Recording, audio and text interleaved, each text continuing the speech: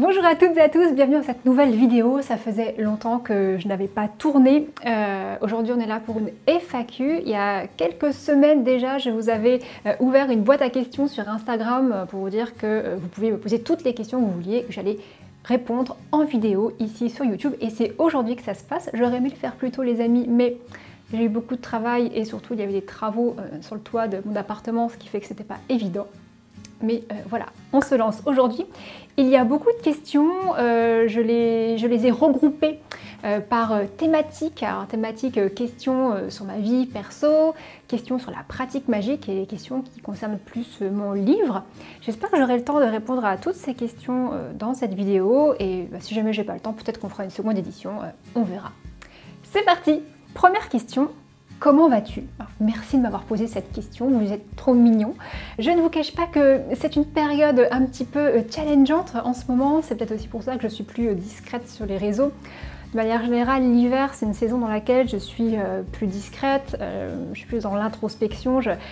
Voilà, moi je suis plutôt quelqu'un qui est saison claire, voilà, saison sombre, je suis un petit peu plus sur moi et puis surtout en ce moment j'ai énormément de travail, je vais vous en parler un petit peu plus loin dans cette vidéo. Donc ça va, même si voilà, j'ai été émotionnellement un peu bouleversée ces derniers temps par tout ce qui s'est passé, notamment avec ma maison d'édition. D'ailleurs on en reparle là dans quelques instants, puisque on va commencer avec les questions qui concernent mon livre. Vous m'avez posé énormément de questions sur Sewin, puisqu'il est en rupture de stock depuis très longtemps, quasiment depuis sa sortie en réalité, puisque les exemplaires se sont vendus très rapidement. Et vous m'avez demandé, est-ce que ton livre sera réédité? Et plusieurs personnes m'ont dit qu'il y avait d'autres maisons d'édition au Québec, puisque les personnes, si vous vivez au Canada, apparemment vous n'avez pas réussi à avoir mon livre. Alors, oui, mon livre va bien être réimprimé. Je reçois mais vraiment des dizaines de messages par jour à ce propos et j'essaie d'y répondre même parfois en story, mais c'est difficile de faire passer l'information à tout le monde. Et je sais que mon livre, il apparaît parfois sur certaines plateformes à des prix complètement délirants, comme genre en ce moment à 144 € sur Amazon. Ne l'achetez pas à ce prix, c'est une arnaque, hein, vraiment. Mon livre, il va être réimprimé là incessamment sous peu et normalement, il est censé revenir dès ce printemps au prix normal. Donc ne vous en faites pas, il revient et j'espère que ce sera tout bientôt dans vos librairies. Voilà. Et en ce qui concerne le Canada, donc plus précisément le Québec, normalement, bah voilà, c'est vrai que c'est un import. Je sais que ça se passe, même si c'est la francophonie, je sais que pour qu'un ouvrage il arrive au Québec, parfois il faut qu'un autre éditeur le reprenne là-bas, ou alors que ce soit un import depuis la France, donc ça peut prendre un petit peu plus de temps. Donc à ce moment-là, je vous invite à vous rapprocher des librairies spécialisées pour directement pour en passer la commande. Et en ce qui concerne les éditions qui sont très bien au Québec, et ben moi j'adorerais ça, être diffusée davantage au Canada. Donc voilà, moi, je suis très ouverte à toutes ces collaborations, mais évidemment ça passe par mon éditeur. Moi, je ne peux pas être moi-même l'interlocutrice par rapport à ça. Ce sont il me semble, des accords qui se font d'éditeur à éditeur. Voilà. Deuxième question, comment vas-tu publier ton prochain livre maintenant que c'est fini avec Alliance Magique? Alors, c'est fini avec Alliance Magique, oui et non. Alors, comme vous le savez, ma Alliance Magique, chez qui j'ai publié mon premier ouvrage, bon, ils ont été en liquidation judiciaire, mais cette société a été cédée à un autre groupe éditorial plus important qui s'appelle Pictos. Donc comme les contrats d'auteur ont été repris par la nouvelle maison d'édition, je suis de fait du coup chez Pictos maintenant. Alors vous connaissez peut-être pas le nom Pictos parce que c'est pas sous cette appellation qu'ils communiquent auprès du grand public. Vous connaissez peut-être davantage les éditions Grancher, Chariot d'Or, Trajectoire. Voilà, ça ce sont des labels de Pictos. Donc moi je vais rester sous le label Alliance Magique, mais dans cette nouvelle maison d'édition Pictos. Donc normalement mes livres vont continuer à être imprimés, en tout cas édités chez eux. Et pour ce qui concerne voilà, la suite, là en ce moment je suis justement en négociation avec eux pour voir comment on va poursuivre notre collaboration ensemble. Ensuite, vous me demandez, peux-tu nous en dire plus sur ton projet d'écriture et des grimoires? Y aura-t-il une suite à ton livre? Quand aurons-nous le sabbat de ton prochain livre? J'ai hâte. Voilà, quantité de questions sur la suite de mes écrits. Oui, vous l'avez peut-être vu sur le livre de Samhain, derrière il y a écrit tome 1 Samhain et il s'agit bien d'une collection. Donc j'écris la suite actuellement. Je suis en plein dans le processus d'écriture du tome 2. Et écoutez, je vous en fais la révélation dans cette vidéo. Scoop, il s'agit du tome concernant Yule. Donc normalement il sera publié cette année, à la fin, au dernier trimestre 2023. J'espère qu'il vous plaira, je prends beaucoup de plaisir à l'écrire, c'est vraiment un sabbat que j'adore, qui est extrêmement riche, donc ça me demande aussi beaucoup de travail, de recherche complémentaire par rapport à mes connaissances actuelles. Je réfléchis toujours, je fouille toujours plus, mais voilà, je vais toujours plus loin dans mes recherches. Et j'ai vraiment trop hâte de vous en parler. Là c'est l'étape de l'écriture qui me demande énormément, que j'adore, moi j'aime beaucoup ça écrire. Donc voilà, c'est en cours. Et concernant cette collection, c'est bien moi qui vais écrire l'intégralité des 8 tomes. En tout cas, c'est comme ça que la collection a été pensée. Donc ça va venir au fur et à mesure. Comme je vous le dis, ça me demande énormément de travail, ce qui fait que je ne peux pas en sortir 3 par an. C'est impossible, ça me demande plusieurs mois de travail pour chaque ouvrage. Pour tout vous dire, j'avais commencé l'écriture d'un autre volume l'année dernière, mais j'ai pas eu le temps de le finir à temps par rapport à tous les bouleversements qu'il y avait avec mon ancienne maison d'édition, ce qui fait que j'en ai interrompu l'écriture pour passer à celui de Yule. Donc voilà. Autre question, vous avez été très nombreux à me demander des nouvelles concernant mes droits d'auteur. Alors oui, vous avez peut-être vu toute la polémique qu'il y a eu à la fin 2022, en décembre, puisque lorsque Alliance Magique a été cédée à Pictos, on nous a annoncé que nous ne toucherions pas nos droits d'auteur. Et en tout cas que les ventes étaient annulées. C'est ce qui nous a été dit, puisque les dettes étaient si importantes que l'argent qui avait été mis sur la table par le nouvel éditeur ne couvrait pas l'étendue des dettes, des créances des auteurs. Alors bien entendu, tout ça, ça m'a beaucoup touchée parce que, comme vous le savez, mon livre est en rupture de stock, ce qui fait que j'avais vendu tous mes exemplaires. C'est énormément de travail et que, bien sûr, c'est très déstabilisant de se dire qu'on a fourni autant de travail pendant des mois, que ça m'a demandé du temps, de l'énergie, même, ça m'a coûté de l'argent dans le sens où c'est du temps que j'ai pas investi à faire autre chose, voyez, donc de se dire voilà, on va pas être payé, moi ça m'a provoqué énormément d'émotions, de colère. Et il y a eu énormément d'informations contradictoires sur internet où certains disaient mais si, vous allez être payé. Mais en réalité, quand on se tourne vers les personnes qui s'y connaissent, c'est-à-dire notre nouvel éditeur et les avocats, on nous dit bien que malheureusement, cet argent est très probablement perdu. Donc là, je dois me lancer quand même dans une procédure judiciaire pour, en tout cas, déclarer les créances qui me sont dues, en espérant qu'un jour, peut-être, je puisse récupérer cet argent. Mais en tout cas, l'avocate que j'ai consultée m'a bien fait comprendre qu'il y avait très peu de chances que je récupère cet argent. Et si je le récupère un jour, ce sera l'équivalent de 20 € tous les ans. Enfin, en tout cas, voilà, on m'a laissé peu d'ouverture possible sur la récupération possible de ces droits.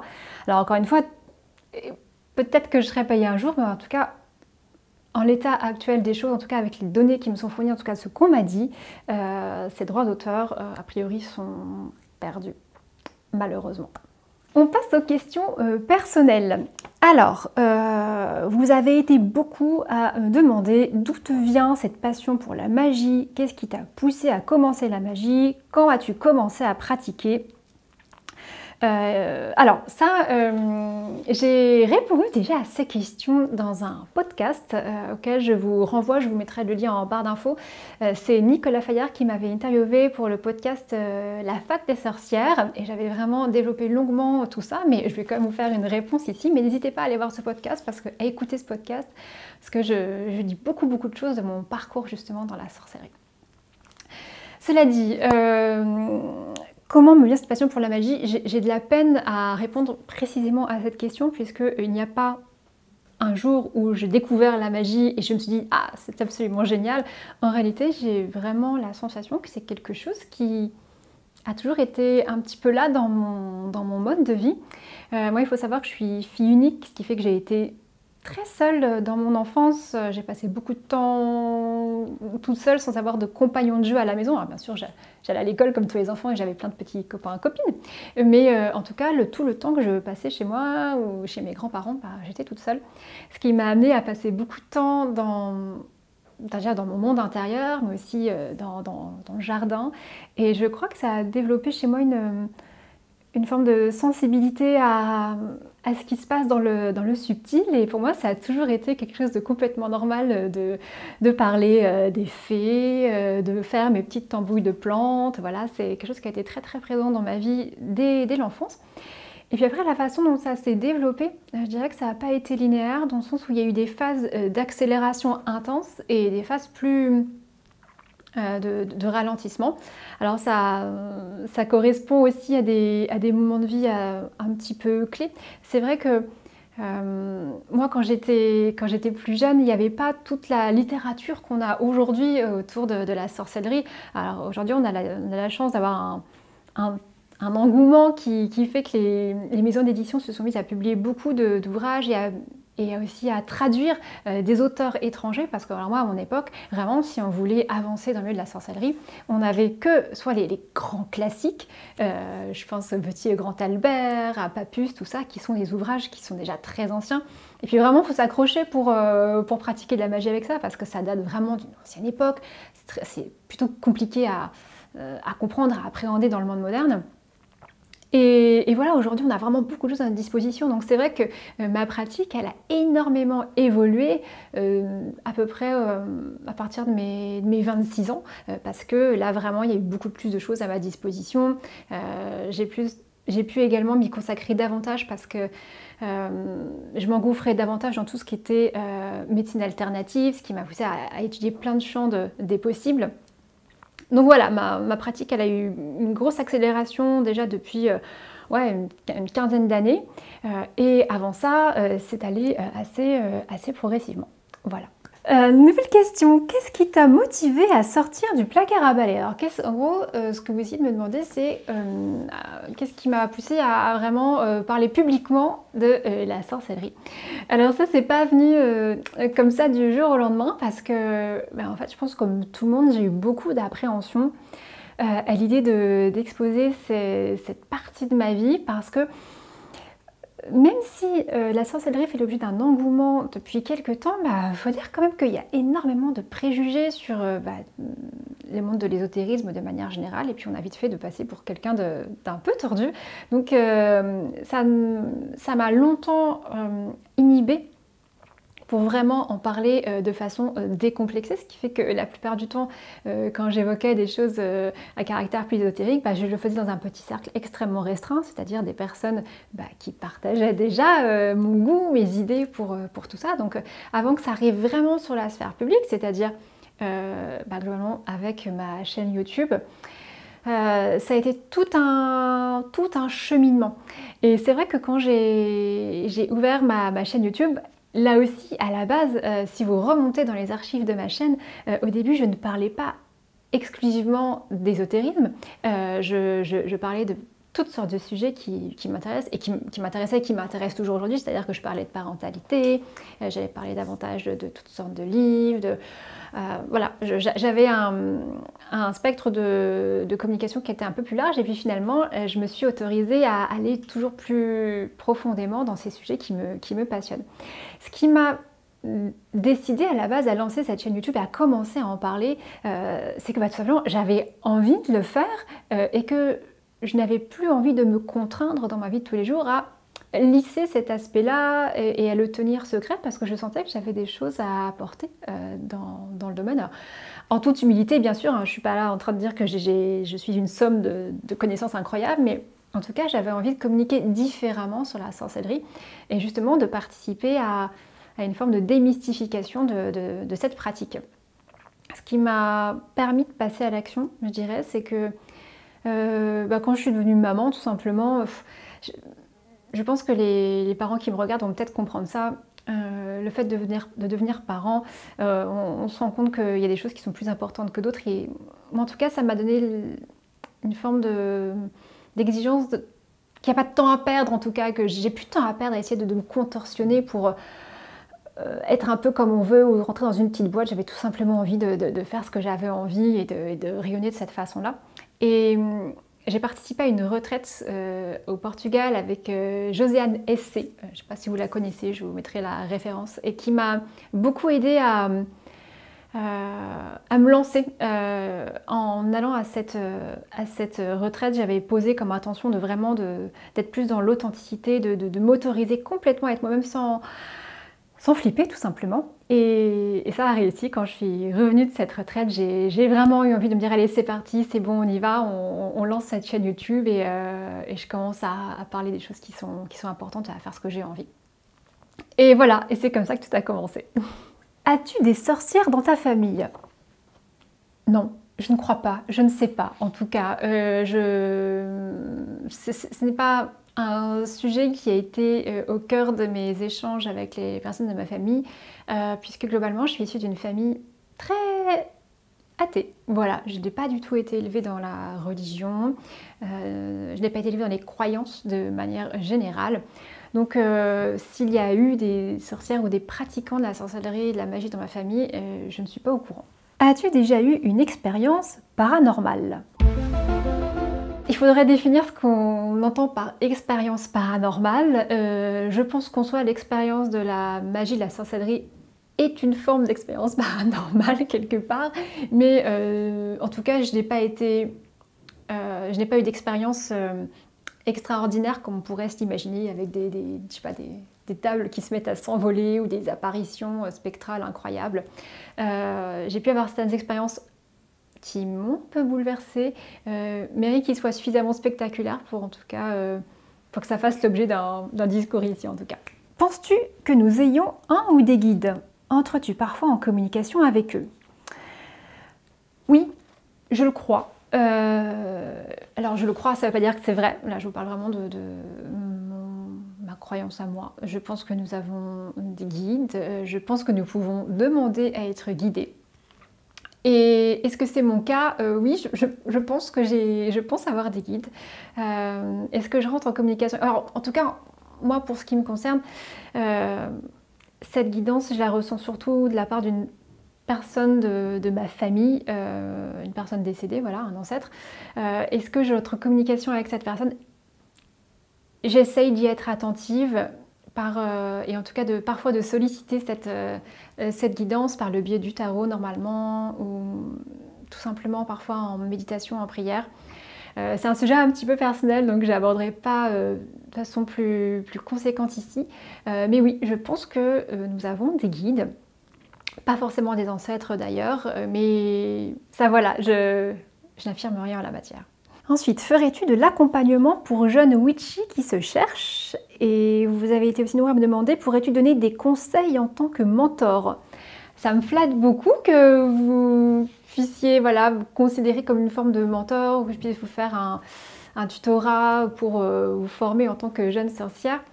À l'heure actuelle, j'ai pas de temps à consacrer à ça. Je dis pas que c'est quelque chose auquel je ferme la porte parce que, après tout, pourquoi pas si je peux moi vous donner des conseils un peu plus personnalisés, aller plus loin dans cet enseignement de la sorcellerie que ce que je fais actuellement sur YouTube, c'est quelque chose qui me plairait, je crois.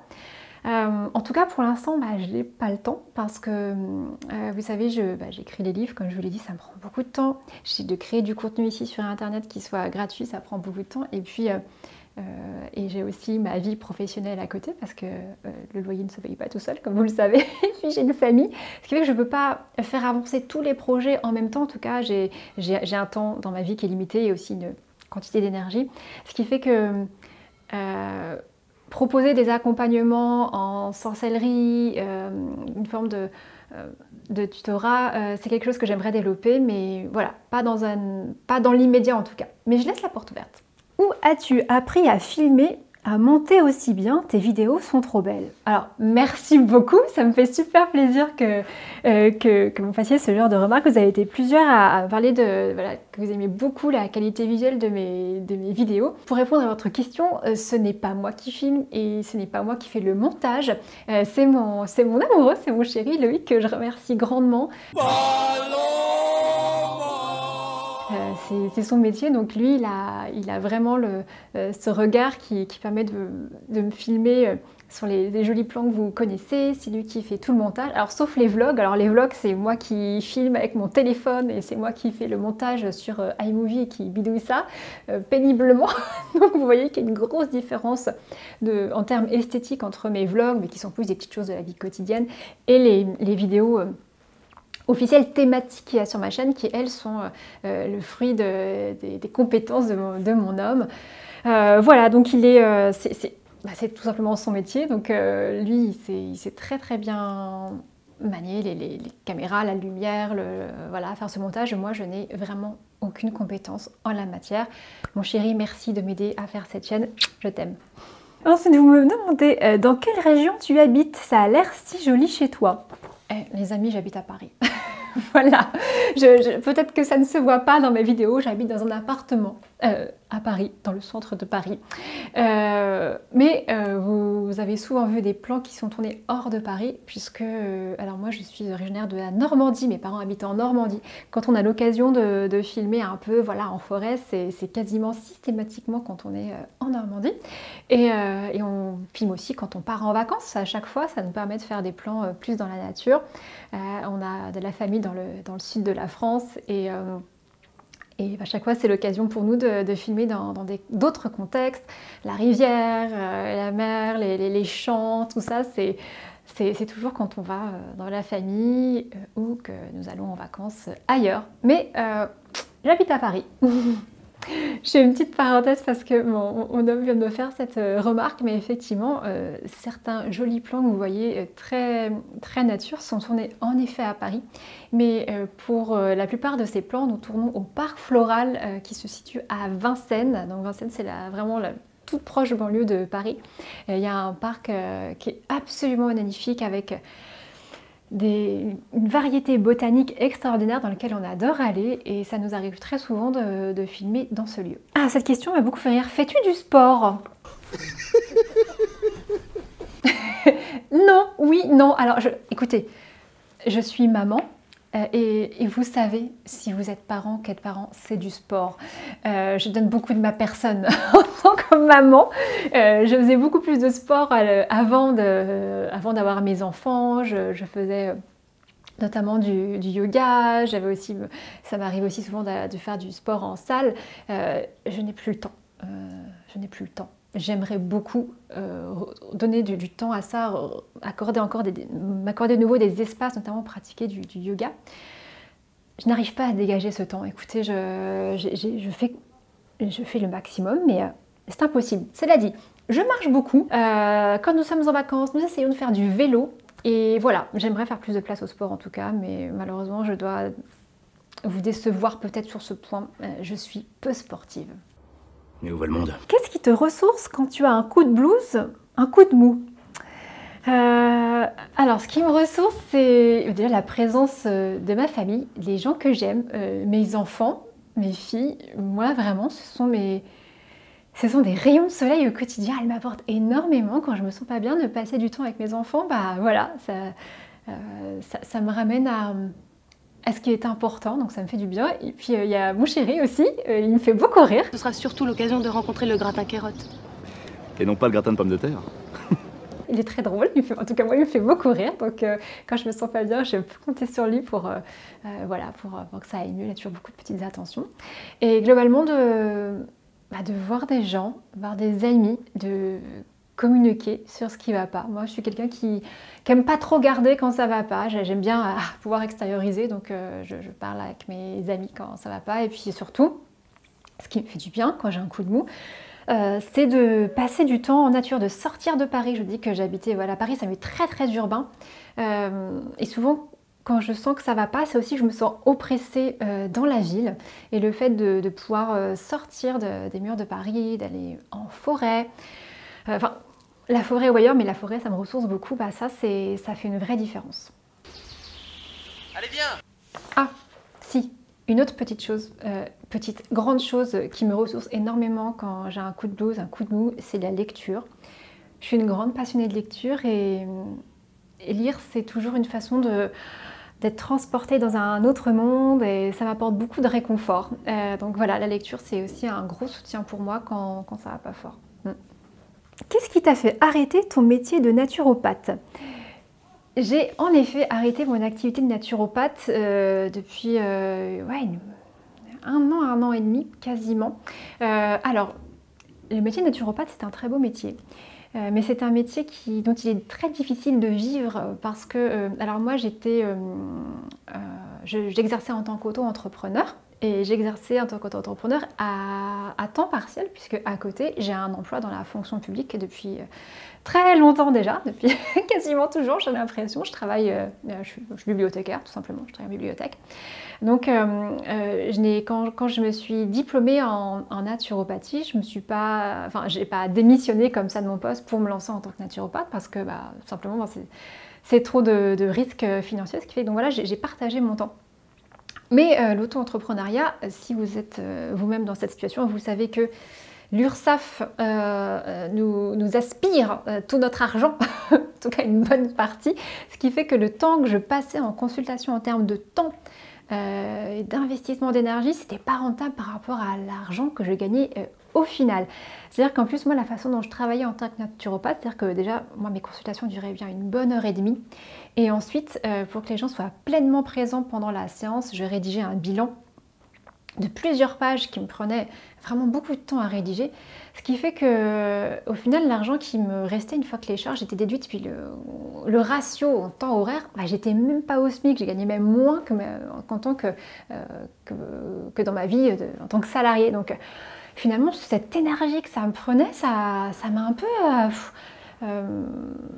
déçue. Et puis aussi j'avoue que je me suis lassée de la consultation individuelle. Moi, je suis quelqu'un qui aime beaucoup parler de la médecine naturelle, de tout ce qui est... J'adore parler vraiment d'herboristerie, tout ça, mais j'aime bien en parler comme ça avec vous, en parler dans les livres, en parler en vidéo. Mais dans le cadre de la consultation individuelle, vous savez, c'était un peu toujours les mêmes problématiques qui revenaient et j'avais l'impression de pas te dire un peu les choses en boucle et j'avais perdu un peu l'enthousiasme que j'avais à mes débuts. Donc ce qui m'a décidé à arrêter, c'est tout simplement quand j'ai écrit mon livre sur Samhain, j'avais plus le temps de consacrer de l'espace dans ma vie à la naturopathie, ce qui fait que j'ai dû faire le choix de soit continuer à faire mes séances de naturo, soit consacrer ce temps à l'écriture, et j'ai préféré consacrer ce temps à l'écriture.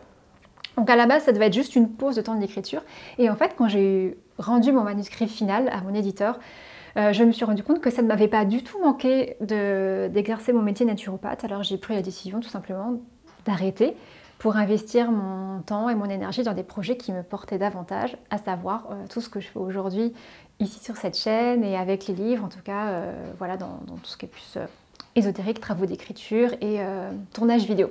Voilà.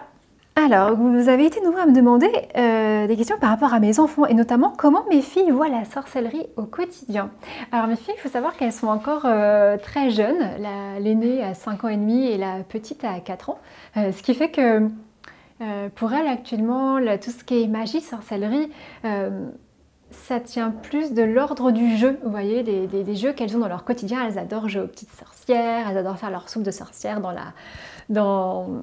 la baignoire, leur petit déguisement, donc ça prend beaucoup ce jeu-là.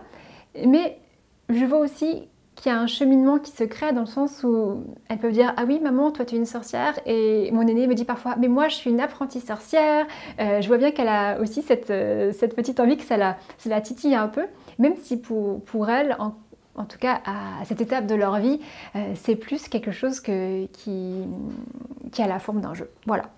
L'autre chose qui prend quand même beaucoup de place dans le rapport qu'elles ont à la sorcellerie et en tout cas à la figure de la sorcière, c'est que vous savez aujourd'hui dans les contes, dans les histoires, dans les dessins animés, dans toute l'imagerie qui est liée à la sorcière dans le monde global, mais a fortiori tout ce qui est lié aux enfants. La sorcière, c'est toujours un personnage qui est, elle est vieille, elle est moche, elle est méchante dans les contes pour enfants. C'est toujours elle qui vient donner la pomme à Blanche-Neige. Voilà, c'est un personnage extrêmement vil. Et tout un travail qu'on essaye de faire à la maison avec mes filles, c'est de déconstruire cette image de la sorcière, parce qu'elles ont beau dire « Ah oui, maman, c'est une sorcière », pour elles, c'est « Oui, mais les sorcières, pourtant, elles sont méchantes, et toi, maman, tu n'es pas méchante ». Donc, le rapport de mes filles à la sorcellerie, c'est aussi ce rapport ambivalent entre ce que j'essaie de déconstruire avec elles, l'image des sorcières qui sont gentilles, et ça, je le fais aussi en sélectionnant des livres où les sorcières sont présentées différemment. C'est-à-dire des femmes qui ont une forme de pouvoir et qui n'est pas forcément quelque chose qui est tourné vers le mal, au contraire. Et puis voilà, ça rentre en tension avec ce qu'elles voient dans certains autres livres, certains autres dessins animés ou ce qui est véhiculé de manière générale pour les enfants autour du figure de la sorcière qui s'oppose de la plupart du temps à celle de la fée, qui est la bonne fée, la marraine la fée. Voilà, donc on essaie de rééquilibrer un petit peu cet aspect-là à la maison. Question suivante. As-tu déjà fait face aux préjugés des autres concernant la sorcellerie? Oui, absolument. Et presque quotidiennement, j'ai envie de vous dire. Je l'ai évoqué un petit peu avant par rapport à mes filles, mais alors la sorcellerie aujourd'hui, bien que ce soit un milieu qui se soit considérablement ouvert et dont on parle beaucoup plus librement, parce que beaucoup de publications sont venues lisser un petit peu l'image qu'on a de la sorcellerie. Je trouve que les préjugés, les clichés sont bel et bien présents et ça m'amène parfois à me justifier par rapport à ce que je fais. Alors je vais vous dire, en fait, la plupart du temps, notamment quand je suis dans mon métier dans la fonction publique, tout simplement je n'en parle pas. Sauf si on me lance sur le sujet ou avec mes collègues proches qui sont devenus des amis. Mais sinon, c'est pas quelque chose que je vais évoquer comme ça spontanément parce que je connais les préjugés au sujet de la figure de la sorcière, de la sorcellerie. Donc je ne vais pas forcément m'aventurer sur ces terrains-là, sauf si on m'y pousse. Mais bien sûr que ces préjugés sont présents. Et c'est aussi pour ça que j'ai fait cette chaîne YouTube, c'est pour donner une autre image de la sorcellerie, pour sortir d'une forme de mysticisme autour de ça, voilà, en tout cas d'ouvrir cette image pour montrer que quelque chose d'autre existe et que la sorcellerie, c'est pas forcément quelque chose de bizarre. En tout cas, c'est vraiment la mission que je me suis donnée avec les vidéos que je vous propose. Autre question, après un livre, d'autres projets créatifs dans ta besace? Écoutez, j'ai plein d'idées en tête, mais l'écriture des livres me prend vraiment beaucoup de temps. C'est une entreprise colossale parce que, vous avez vu, moi, mon livre sur Samhain, c'est pas un livret, hein, c'est près de 300 pages et chacun des livres de la collection fera cette taille. Donc ça m'investit beaucoup, j'investis beaucoup de ma personne dans ces projets-là. Oui, j'aimerais beaucoup faire m'ouvrir à d'autres livres d'ailleurs, d'autres thématiques. J'aimerais beaucoup faire certaines collaborations avec voilà, d'autres personnalités du monde de l'ésotérisme que j'apprécie particulièrement. Voilà, ce sont des projets qui mûrissent un petit peu dans ma tête. Pour cela, il faudra que j'ai un peu plus de temps, mais aussi un peu plus d'argent, je dois dire, parce que créer du contenu gratuit sur YouTube, c'est gratuit, mais pas totalement gratuit pour nous parce que il nous faut du matériel, ça a un coût pour nous. Donc ça se fait aussi un peu comme on peut par rapport à ce qui est raisonnable en termes d'investissement. Alors la chaîne est rémunérée dans le sens où voilà, YouTube rémunère les vidéos avec les publicités, mais alors les amis, c'est pas du tout avec ça que je gagne ma vie, hein, c'est minime ce qui est reversé par YouTube. D'ailleurs, je m'interroge par rapport à l'idée de lancer peut-être un Utip, quelque chose de participatif pour qu'éventuellement il puisse y avoir une autre forme de rémunération pour nous aider à créer plus de contenu.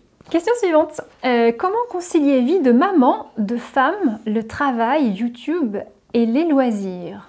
Alors là, c'est toute la problématique de ma vie, les amis. Je dois dire que c'est un sacré casse-tête.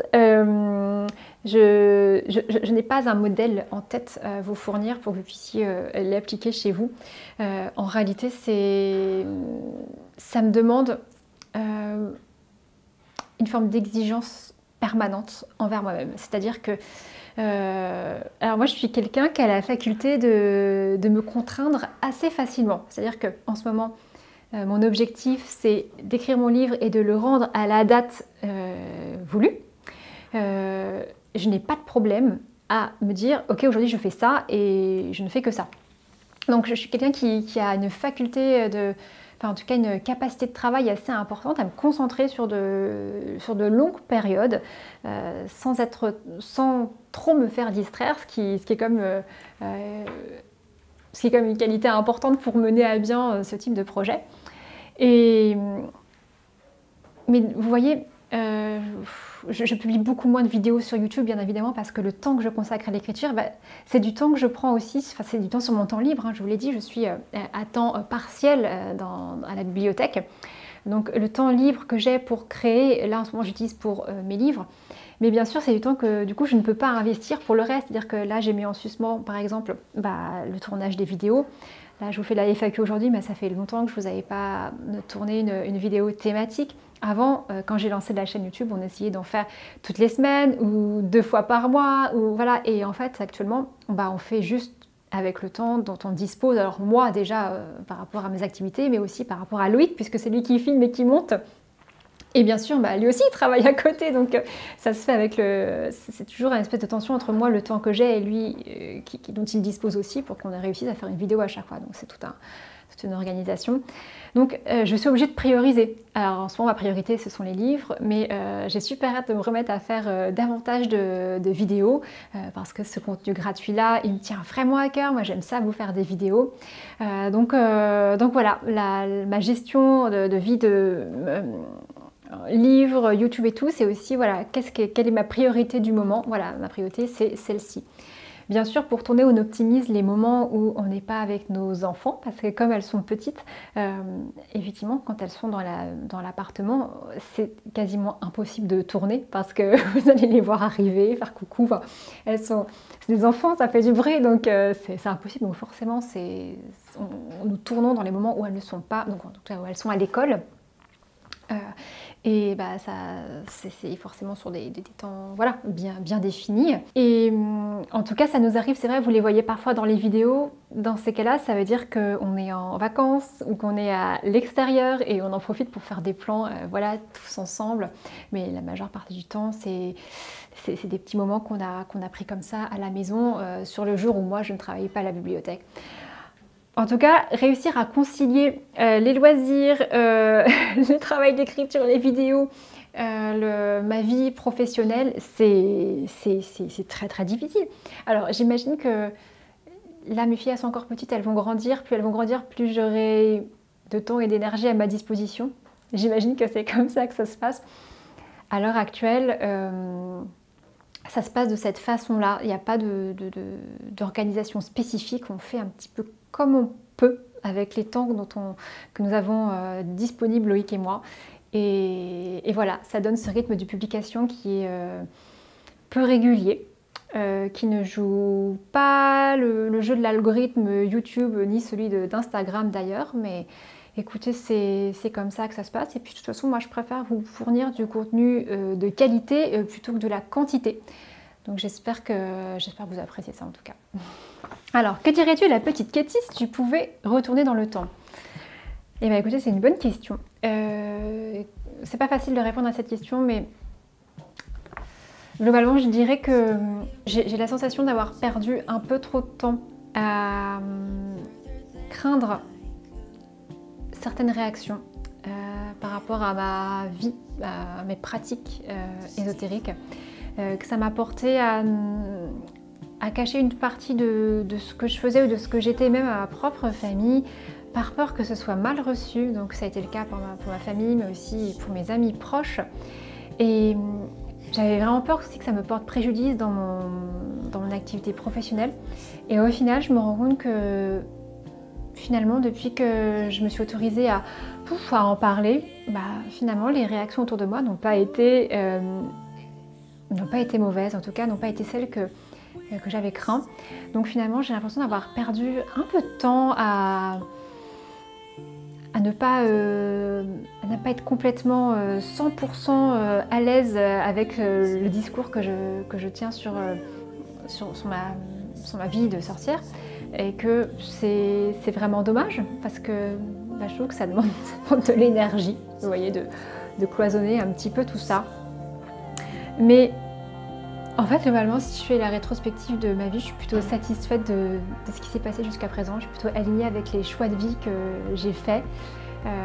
Je me suis beaucoup écoutée quand même dans tout ça. Et donc voilà, ce serait peut-être le petit conseil que je me donnerais si je pouvais revenir en arrière. Mais je suis quelqu'un qui n'est pas très nostalgique. Je ne suis pas quelqu'un qui a envie forcément de... Je suis pas quelqu'un qui regarde vers le passé. J'ai toujours l'impression d'être à la meilleure période de ma vie, celle que je vis. Voilà, je suis quelqu'un qui est très tourné qui est très dans le moment présent et sur l'avenir, pas trop tourné vers le passé. Voilà. Je vais arrêter cette vidéo pour aujourd'hui. On fera une seconde vidéo pour tout ce qui concerne les questions sur la pratique de la magie. Vous m'avez posé quantité de questions, vraiment plus pratico-pratiques, hein, vraiment sur des conseils pour vous, au sujet de vos propres pratiques, pour ceux qui débutent pas, voilà. Ça, on fera une autre vidéo parce que je me rends compte que celle-ci est déjà très très longue, donc on fera une vidéo dédiée. Et j'espère que voilà, j'aurai répondu à déjà les questions personnelles dans celle-ci, que vous serez satisfaits. Et je vous dis à très bientôt.